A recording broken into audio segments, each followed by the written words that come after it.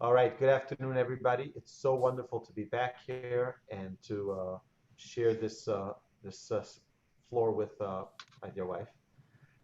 It To start off the next topic, we last week we mentioned the importance of verbalizing everything that we arranging things with our lips, and to when we're able to repeat the things that we learn, what we do is we solidify what it is that we are learning. We solidify what it is that we understand, and we're able to take it to the next level of ownership. Of really, when we're able to articulate things properly, we really own it. So what's today's number four? Number four is bivinat halev, with an understanding of the heart. So when we talk about understanding of the heart, by the way, just to put things in perspective, we mentioned that we start from the head, which is learning, and then it was bishmiat ozen with listening, and then it was barichat sfatayim, which is verbalizing the things we understand, and then the next is our heart. And when we talk about our heart, what we're talking about is putting things into action. It's not enough for us to just understand and have concepts in our mind, but we have to implement them and put them into our heart. So I want to really introduce the class with the following two questions. First is, does knowing something mean that we live it? So if I know something, does it mean that I live by it? And number two is, how can we eliminate contradictions in our own personal lives? And I'll give you two quick examples. Number one, anybody here who's ever tried a diet, which I have numerous times, so we know the challenge of a diet is that we know that there's something that's not good for us to eat. You know, you go to a doctor and the doctor says, "Hey, your cholesterol is too high," and does that mean that we're going to stop eating fatty foods and things that are high cholesterol? No, not necessarily. Right? We could know something, but just because we know something doesn't mean that we live by it. Other thing is, we know every time you drive onto a highway, there's a speed limit sign. By law, they need to have, every time you join a highway, there's a sign that says the speed limit. And every certain amount of miles, it needs to remind you of the speed limit. Does that mean that we observe those speed limits? Not necessarily, right? So just because I know something doesn't mean I live by it, right? I can know a law in Judaism. Does that mean that I observe that law? Okay, so what we're trying to accomplish in this installment of the 48 ways is to try to, how do we live without those contradictions? How do we understand something intellectually and act on it with our heart? That's the real question here. So I think this boils down to body versus soul. So it's a constant battle. Everyone has it every day, body and soul, like you're saying with like diet or speed limit that some people might take as a suggestion versus law or what you actually need to do, right? Um, but everyone needs to there are things we know, and then making it into practice is another thing. Like we all know, like so it starts right away in the morning. We wake up every morning, and you should get up, you should start your day, you should exercise, you should pray, you should start your job.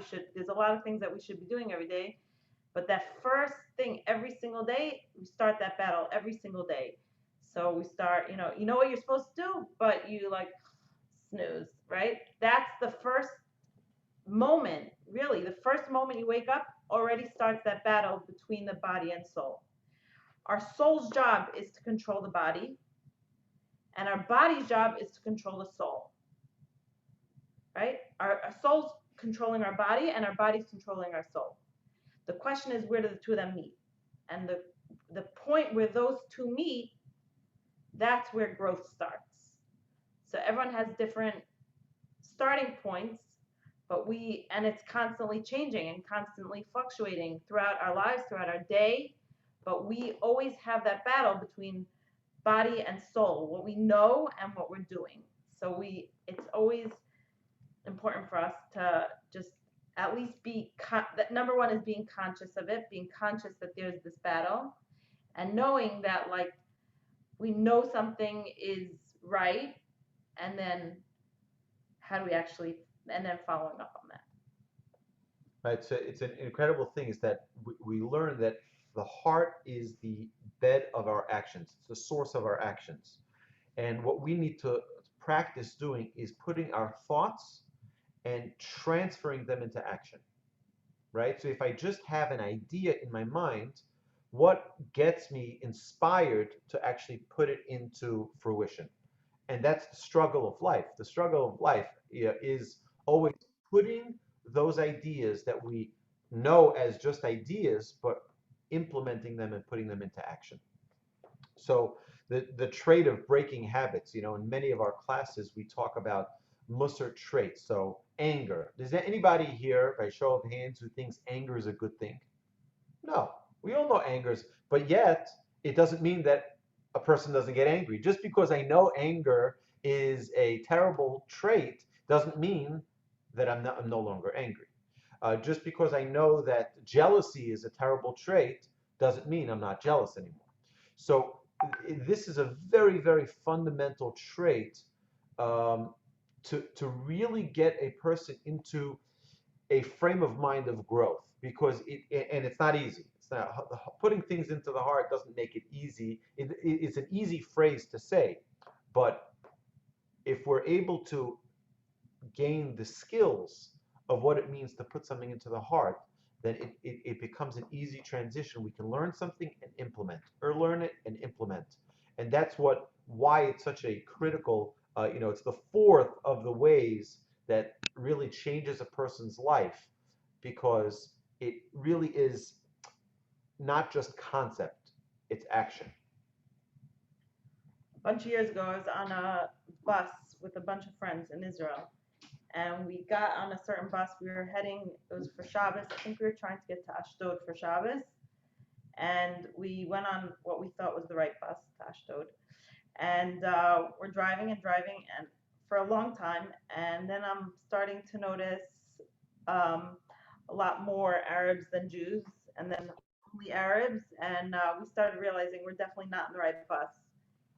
And we're already going, and it's a few hours before Shabbos, and we're starting to get a little nervous. There had been like some sort of terror attack recently, and I just obviously did not want to be on that bus. And we're like panicking, so we're like, okay, we just have to get off. We're just getting off this bus, and we did. We got off at the next stop, and the actual bus stop itself wasn't necessarily the nicest place to be. And then another bus was coming, and we just jumped. We went to the other side of the street, and we just jumped on. We figured like whatever bus is across the street is probably going back in the same direction. Let's get on the other bus. So we jumped on another bus.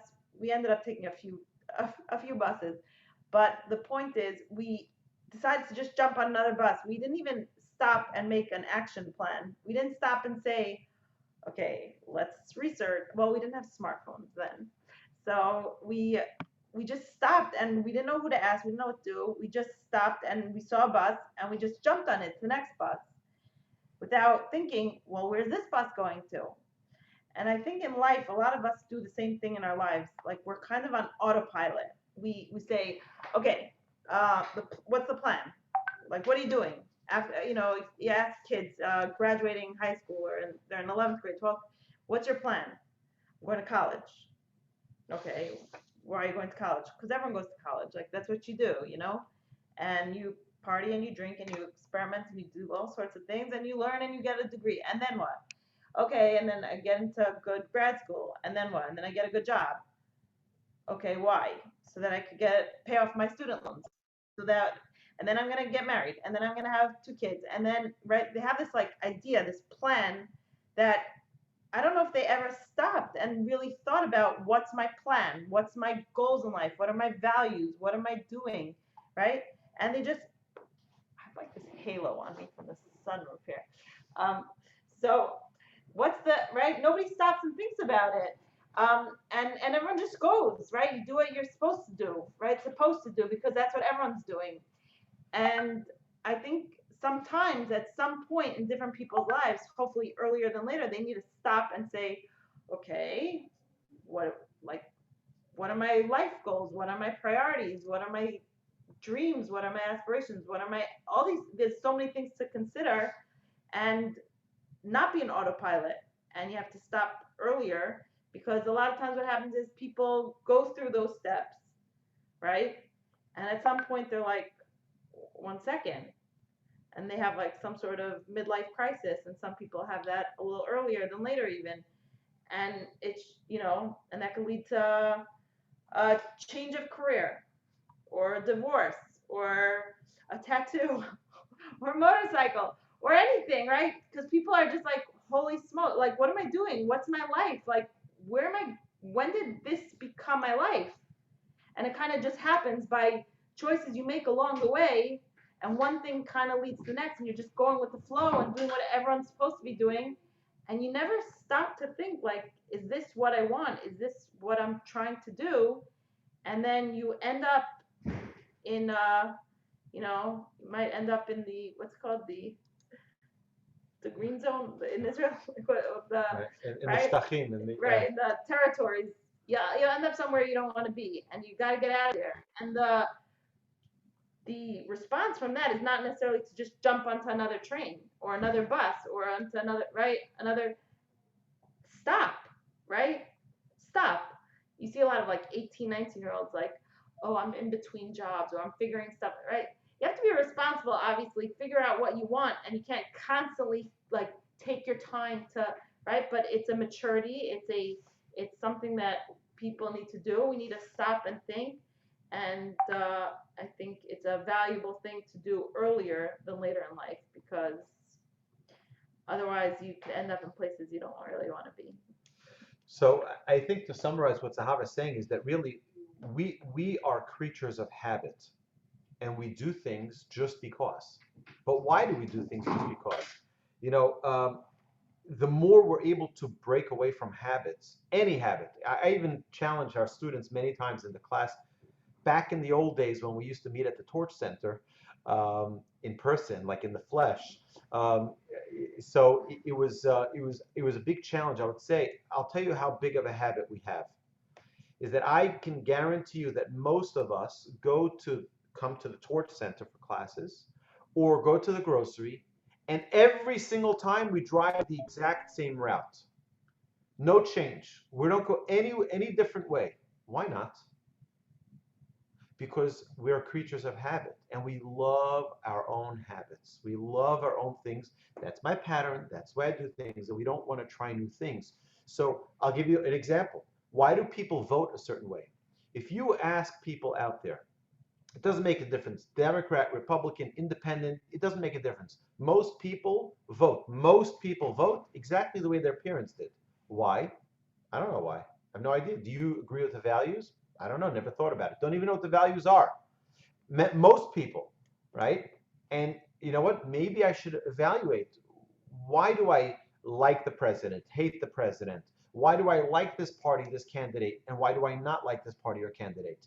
People just live by habit, and it really is. It's one of the big challenges. Many people have told me over the years, "Oh, you're so lucky. You grew up in a religious home." And I'm like, wait before you make that judgment. I'll tell you why. You know, when I was 20 years old, I went to Memphis, Tennessee, and I met the most life-changing experience of my life. It was a family that I stayed by. As I was a young yeshiva student, I grew up Shomer Shabbos. I grew up eating kosher. I grew up just living my life as an ordinary Jew. But what I didn't realize, what an amazing gift that we had. And when I stayed by this family, I got there on a Wednesday and I saw their Shabbos table was all set. They were newly religious. And Thursday, they were cooking, everything was ready for Shabbos. By the time Friday, a couple of hours before Shabbos, they were sitting on the couch. And I woke up and I was like, what in the world is going on here? And they're like, oh, we are so excited for Shabbos. We can't wait for Shabbos. I was like, I, I couldn't believe it because I've never experienced that in my life. While I grew up as, for me, Shabbos was habit. For me, Shabbos was just a thing I did. I wasn't as excited one iota as much as they were. Of course, I love Shabbos, but to me, it was like it's just what we do. I never even thought about it a second time, and that what changed my life, because from that point on, I realized that just like prayer, you need to work on constantly to have kavanah, to have focus, to have intention, to not just be a creature of habit. We don't just get up every morning and say, "Ah, oh, moda'ani," and not even think about what we're thanking Hashem for. That when we say a blessing, we don't just say a blessing and not realize what we're saying. And when we say, "I love you" to the most precious person in our life, it doesn't it doesn't become just a word of habit. It becomes a real feeling and a passion, not just like it should be like the first time we said I love you to one another, not just a habit of I just say it. 1 second, who am I? That was AT&T I was on the phone with, right? Who did I say I love you to? I got off the phone. It's like it should be that we really feel and we think about it one more step. And I'm just taking it for you, but think about it. How much do we miss out on life because we don't feel the experience? Think about, good food, right? So we have a certain food that we love at the restaurant, that we go to our favorite restaurant, and we go every time we go, we order the same food. But do we have the same experience every time?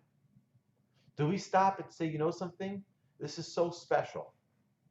And let's just take it all in.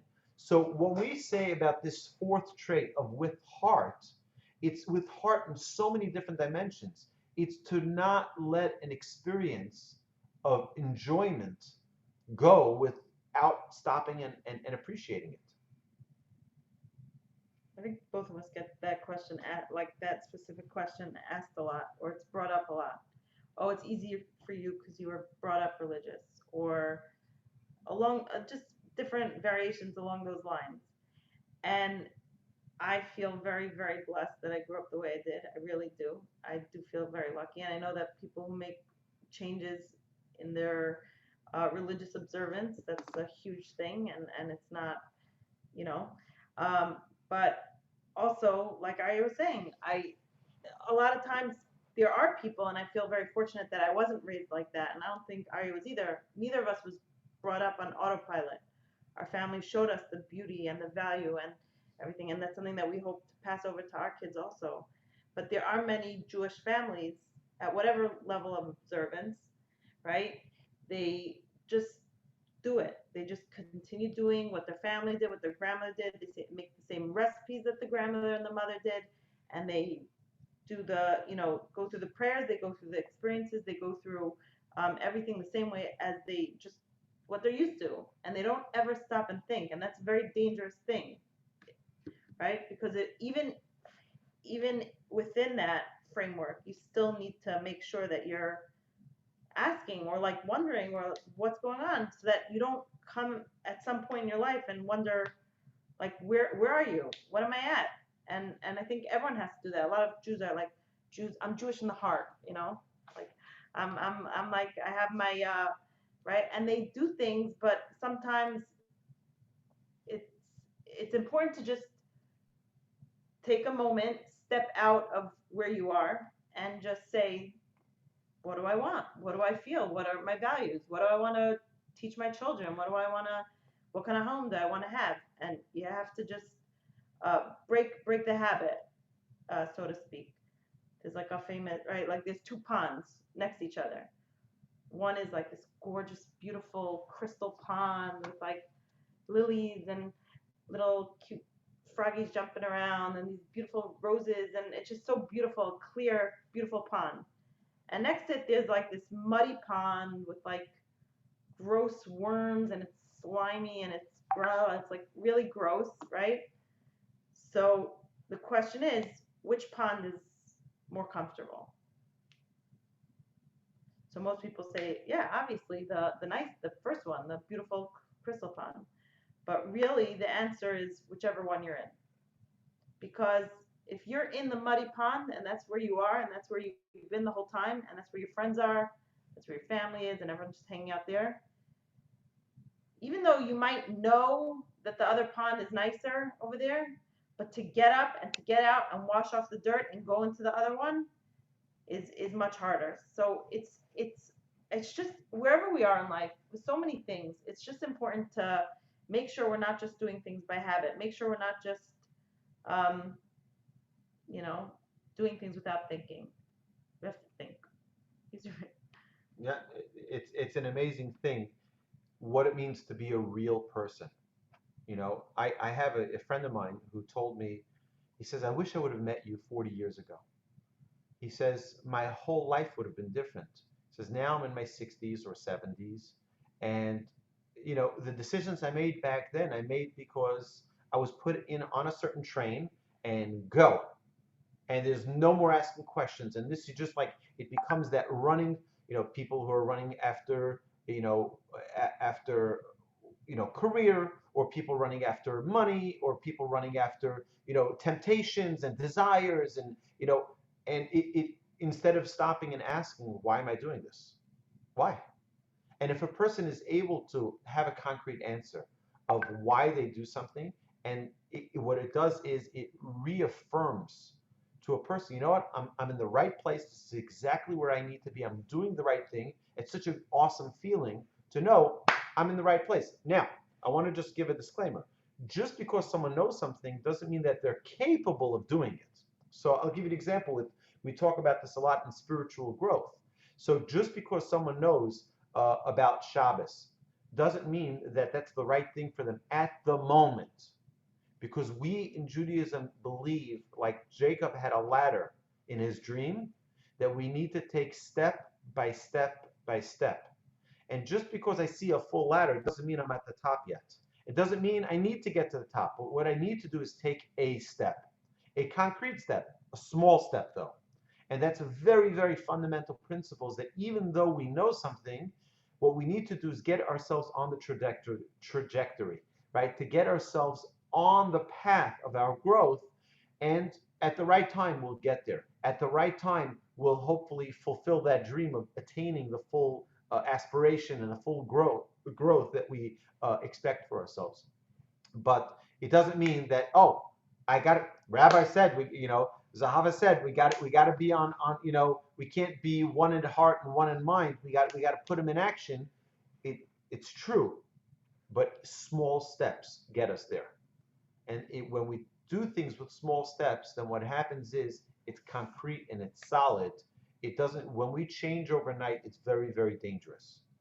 And this is what our sages warn us. We have to be in a process of growth, not at the end zone, with a touchdown.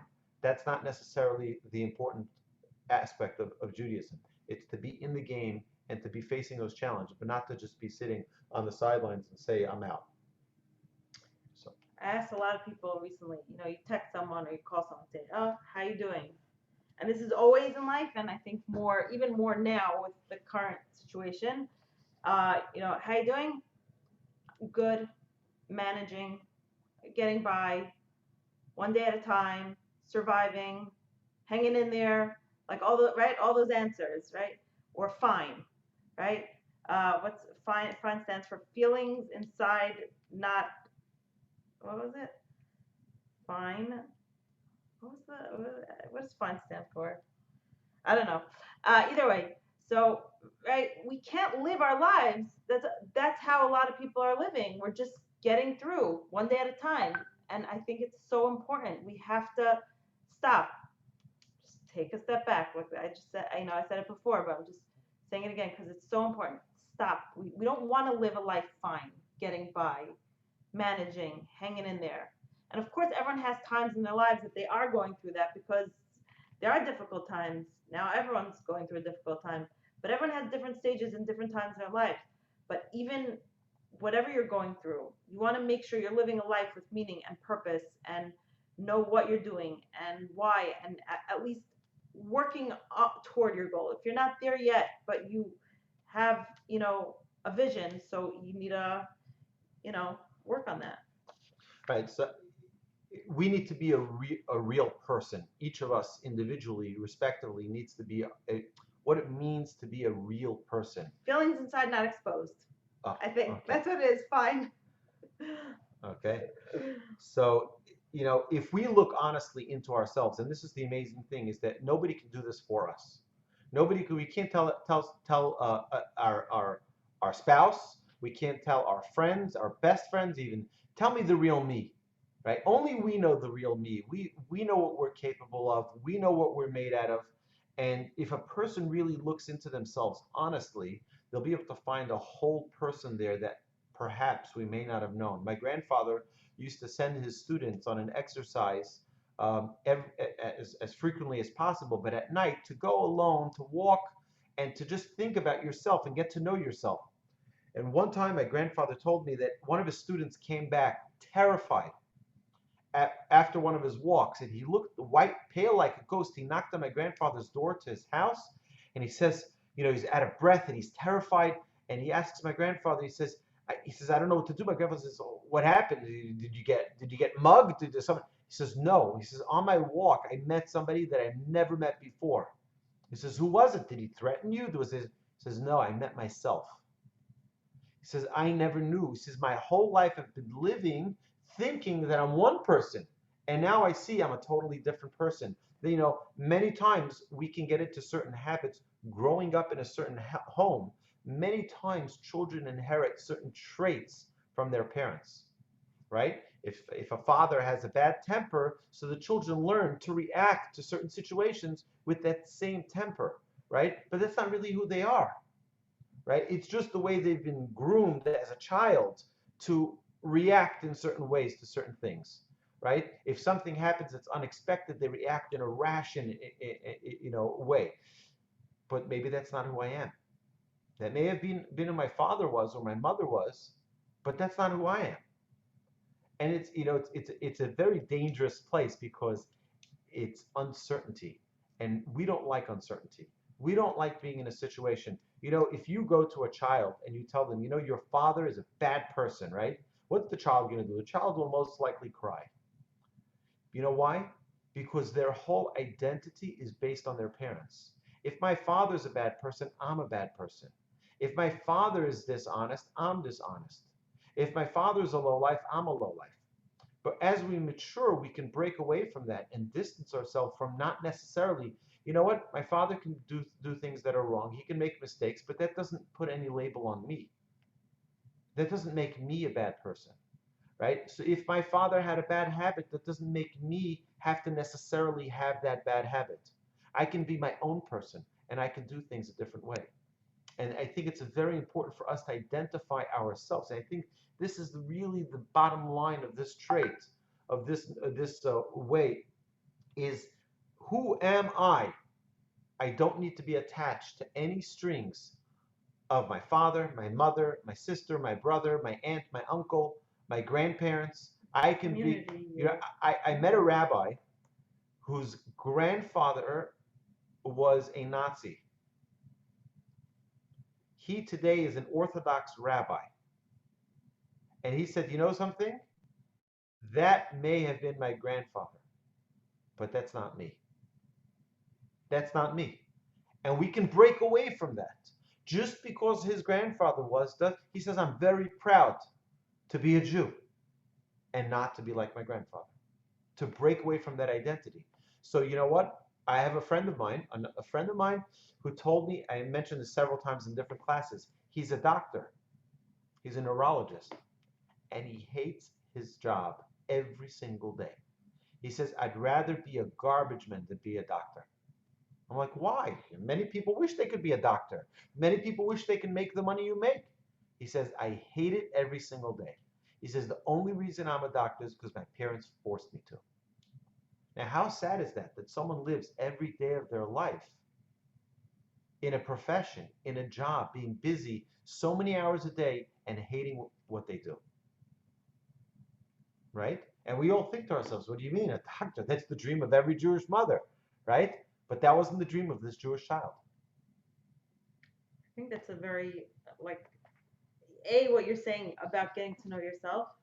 For me personally, I find that scary. And I think also a lot of people find that to be scary because to be really honest with yourself and acknowledge your flaws and your insecurities and your shortcomings and all that, and your qualities. That's also hard for people to admit that. But I think it's empowering. I think it's I very, think it's I think terrifying I at think it's first. scary. But once we're, you know, Of course it is. but if I was able to identify for myself that I have a bad temper, which thank God I don't, right? I have a lot of flaws, but temper is not one of them, right? But if I was able to identify that, and now it can change my life because now I'm empowered with the ability to change it. And that's why I think people lose when they're afraid. I just don't ask, don't tell. I just don't want to know, It is right? scary. Of course, it's empowering. I think it is just a lot. It is. It's very scary. I think it's scary, but I think it's something that everyone needs to do. Sooner the better, because it is. It's very hard. I don't know. Maybe you're more mature and stuff like that. But it is. It's a certain maturity, and it's a certain vulnerability, and it's a certain. I think maybe also for women it's harder than for men, possibly. I don't know, but it's a hard thing to do, but it's very important. And what you were saying about the kid with that his parents force him, I think that's also another thing. I think a lot of what we have and what we do, if we think about it, that's a big part of this is understanding what we're doing and then stopping and saying why are we doing that, right? So, do I have like I somebody who is a friend of mine who's very into fashion and brand names and all that. Very busy with it. And I didn't know this about her, but I found out later that she was dealing with some very serious mental health issues. Very serious. Um, she was in a facility for a while actually, but I had no idea that this was something that she was struggling with this. But she had so much insecurity and such a bad self-esteem and so much stuff. So for her, those brand names and those labels and showing a certain status, for her that was like a crutch, like that she needed that. So a lot of us have those kind of things that we have to realize, we have to identify what our desires are, what our needs are, what our wants are, and then take it a step back and why. It, always ask why. Why and why on the why. Like keep asking just why are we doing that? And what Ari was saying with the kid, with the mother, I think if a lot of parents are honest, they push things on their children like I'm doing it for their own good. I'm doing this for my child. I'm doing this for right. And if they're honest with themselves, maybe it's really not for the child. Maybe a lot of parents are doing things for their kids because of their own hangups, their own insecurities. Like they want to be able to tell their friend that their kid's a doctor. They want to, dress their kid a certain way, force their kid to dress a certain way, and the kid doesn't want to. Why do parents have to force the kid to dress a certain way? Because it makes them feel good. It's not about you, right? And a million other examples. So it's very important for us to look at ourselves, as scary as it is, but it is important to look inside ourselves. But it's also important to like look around and say, why do we have to have our house a certain way? What are we trying to prove? What are we trying to prove with our kids? Like just self-awareness. There's a story of three elderly women who were sitting in an old age home and they're talking about their lives. They're all sitting and schmoozing. And one says, my son's a doctor. They're like, wow, wow. The second woman says, my son is a lawyer. And they're like, wow, it's really special. And then the third one is just sitting quietly.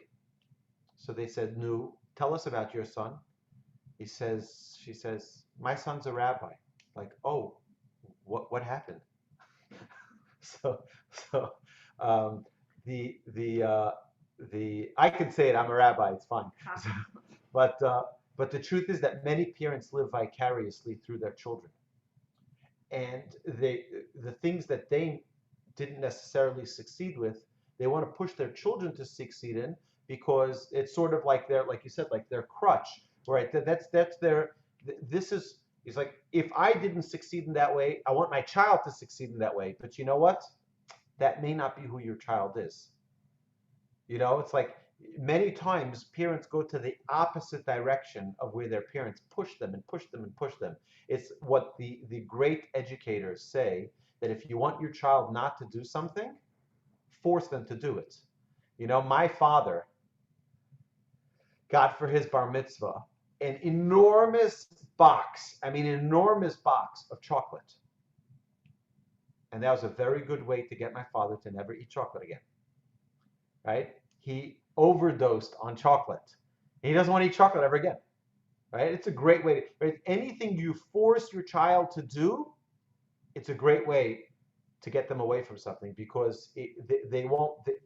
Every human being, right? And by the way, it applies to adults as well. If we're forced to do something, we don't have any desire to do it. But when it comes to us on our own, right? And that's the trick. How do we get our children to do the things that we want them to do by their own will, by their own desire?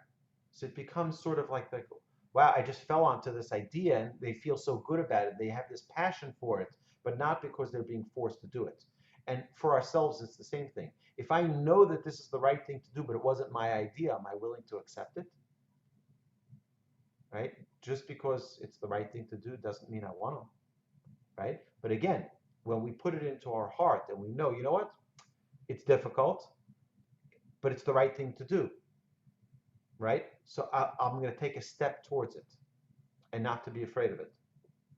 See, emotions are very powerful forces for greatness, right? And we have to know what those emotions are and harness them, utilize them, right? Emotions are so powerful, right? We just learned in our Musar Mondays on Monday night of unbelievable people, great people who, had some really challenging experiences because they let their emotions, whether it was anger or jealousy, get in their way. They lost, they lost unbelievable status, right? One of them was offered a place in the world to come where God said, come with me and you'll walk with me and with David and with Messiah, and you'll walk with me in the Garden of Eden.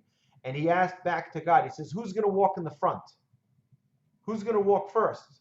So God responded back to him, King David will. He says, in that case, count me out. I'm not in it.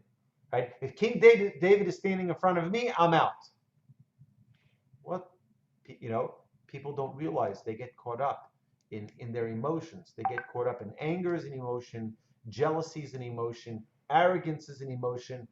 That's what we need to learn to really gain control over and not allow our emotions to limit us and to inhibit our growth.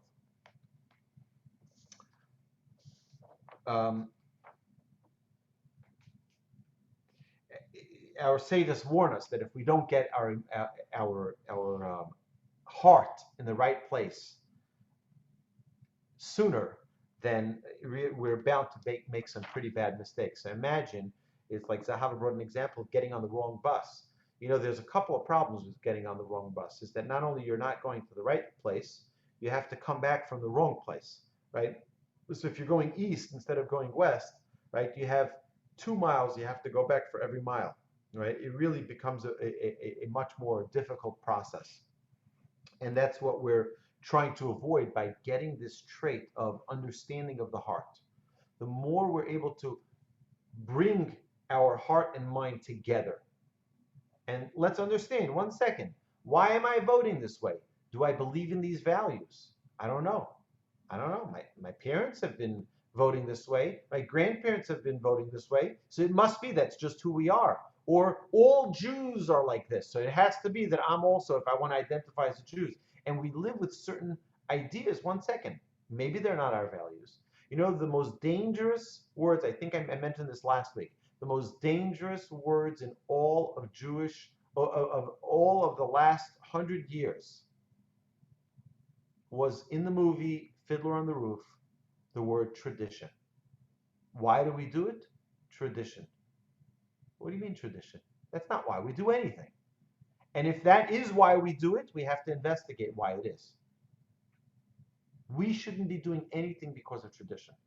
We do it because the Torah either commands us to do it or commands us not to do it. right? That's it. It should be the only reason. It really helps us because really what can happen is it can also change the way we live our lives. Because if I know that the reason I do something is because of the Almighty and not because of any other reason, because Hashem commanded me to do it, then I'm not embarrassed of what my neighbors say. I'm not embarrassed of what my family or friends say. I'm not shy. I don't care if people are going to see that I'm Jewish out in the, wherever I'm at, right? I don't care because I'm very proud. The creator of heaven and earth commanded me to do this. I've got a relationship here that supersedes every other relationship in the world. And that's my relationship with God, right? So putting things into our heart really, you know, if it comes through that process of understanding and then putting it in, we're good to go. I think that's a big part of it. Like also, right, what we're saying is to be honest why we're having certain feelings and why we have certain emotions and why we do certain things. I think a big part of it is what will other people say, right? So, like that's what I think it was Amnon Yitzchak. We saw. I don't know if you're familiar with Rabbi Amnon Yitzchak.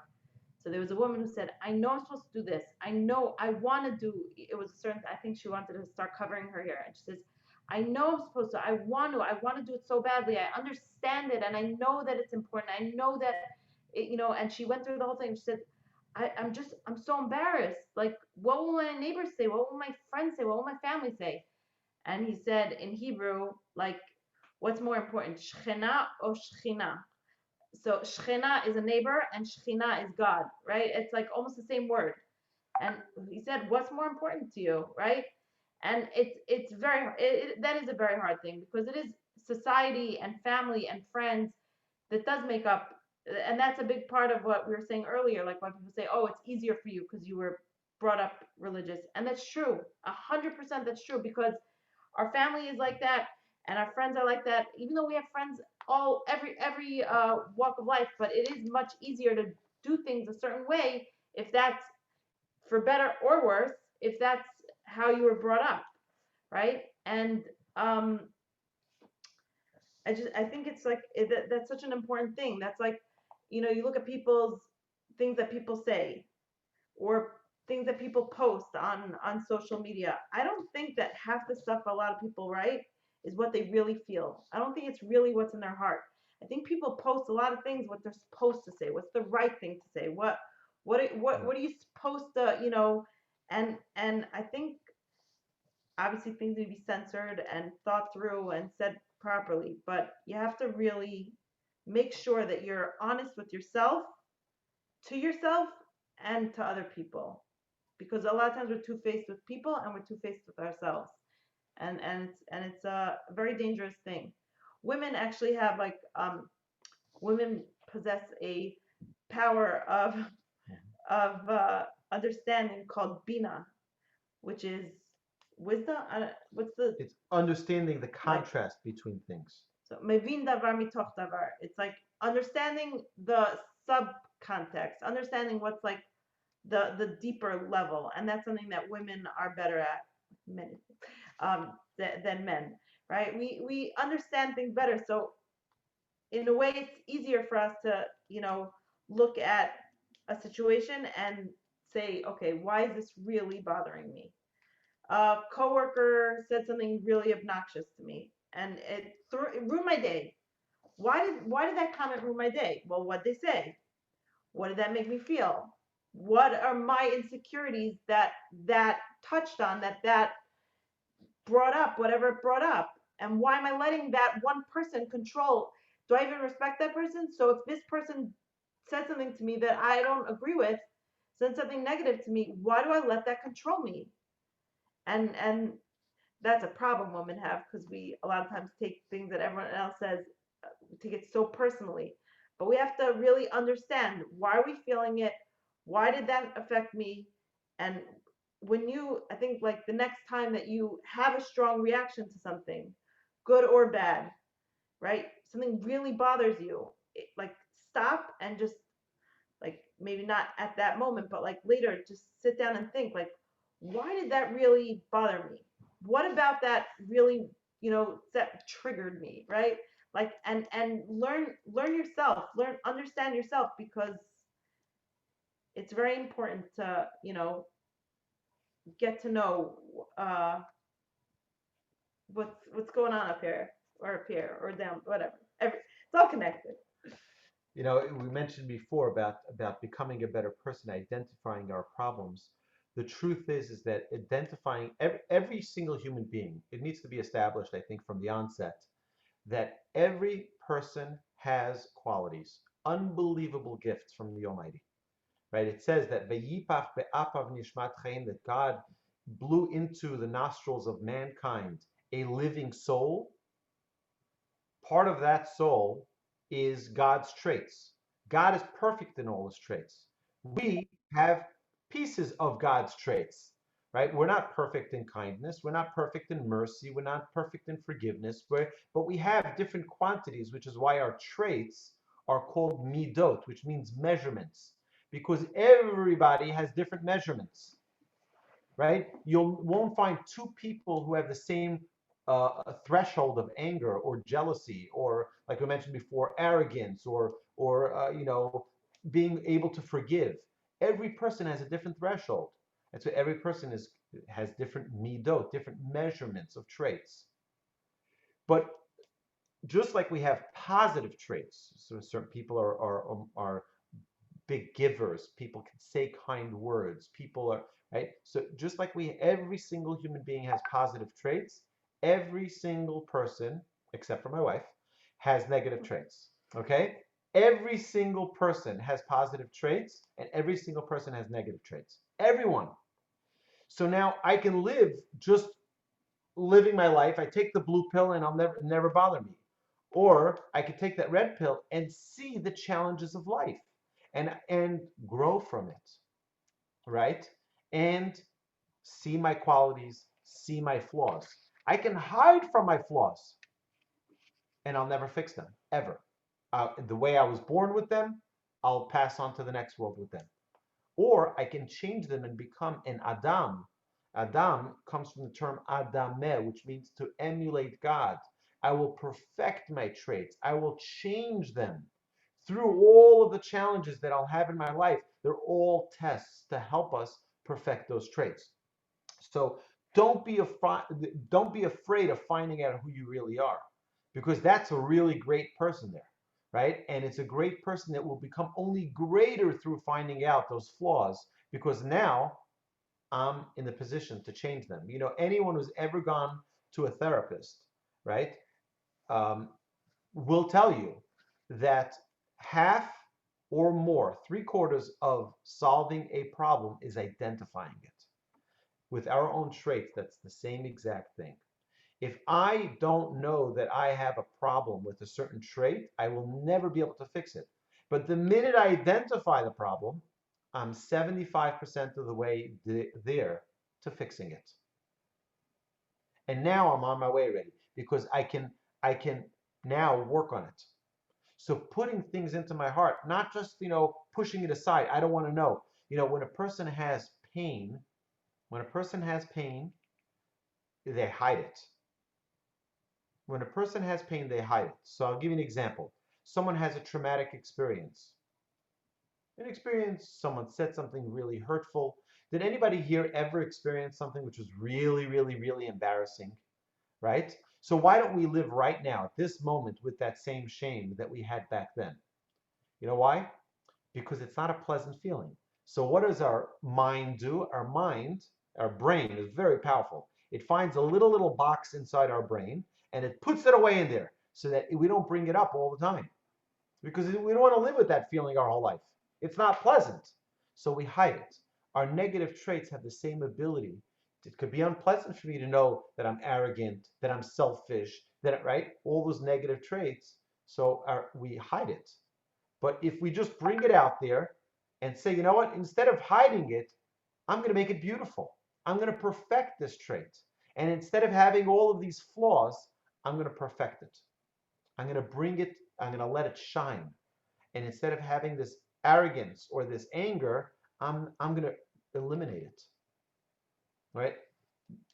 I have just an amazing. There's a song that was sung about an individual who passed away. It's called "The Jewel in the Crown." One of my favorite songs.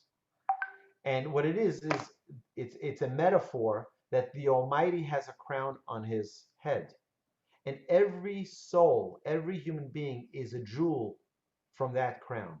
And when God gives us life, what He's giving us a diamond. But you know, my father was a diamond dealer for many, many years. There's no diamond that is perfect. Everyone has a little blemish, or some blemish, right? It has something that's imperfect, an imperfection. Now, what you could do is you could take your diamond to any diamond dealer, right? And what they can do is they can infuse that gem with a chemical, and it'll enhance the stone. It'll take away those blemishes. And I believe that that metaphor is the metaphor of life. We are a gem. The soul that you have is imperfect, and it has these little imperfections. And when we work on our traits, what we're doing is we're infusing that gem, that soul, with this chemical that removes those negative traits, so that by the time we come back to the world to come and we give back that gem that God gave us, we give it back cleaner and more sparkling than we got it. And that's the goal. The goal of life is to take that gem and to really utilize the opportunities throughout our lifetime to to to to make that gem sparkle. That's my. I like it. I agree. I think a lot on the same line there, but a lot of us have these we call like gut feelings.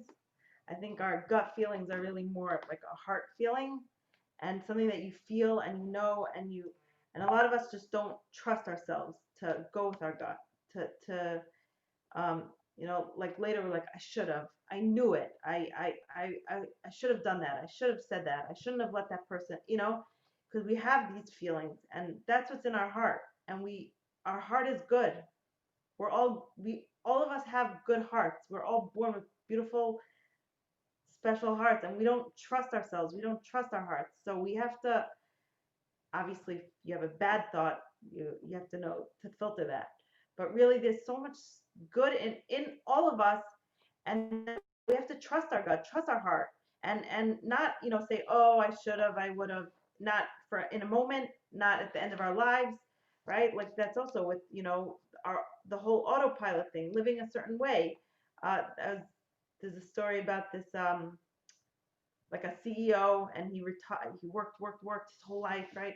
All he did was he did the whole, what he's supposed to do. He did the college and the this and the that, and got married, he had a kid, he set up the 401k, he sent his kids off to this best college, right? And he worked 9 to 12 he worked every day, no vacations, no this, no that. He just worked. So he made a lot of money, and he just, right?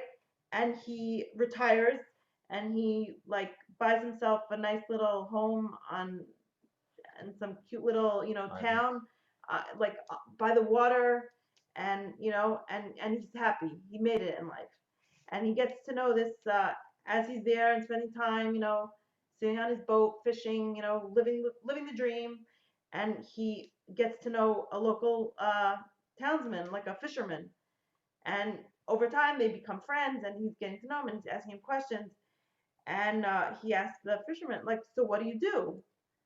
And he said, tell him, I'm a fisherman. And he says, well, how much money do you make? He says, I make enough to feed my family. He says, and then what?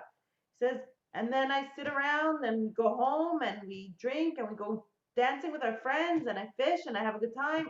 But he's like asking him all these questions, and he's realizing that right? He realizes that what this man is doing his whole life is what he worked so hard for to retire for. Living by the water, you know, fishing, spending time with his family, dancing, you know, like enjoying life, spending time with his family, like doing all the things that he finally was able to retire, make enough money to live for. This man is the happiest man on the planet and doing that every day, right? So I think we have to make sure that Of course, college is good, and of course, education is very important. But don't just go because it's the thing to do. Go, um, go and do what you want to do. Do what you think is the right thing to do. Think about it. You don't want to live life with regret later and say, why did I do this?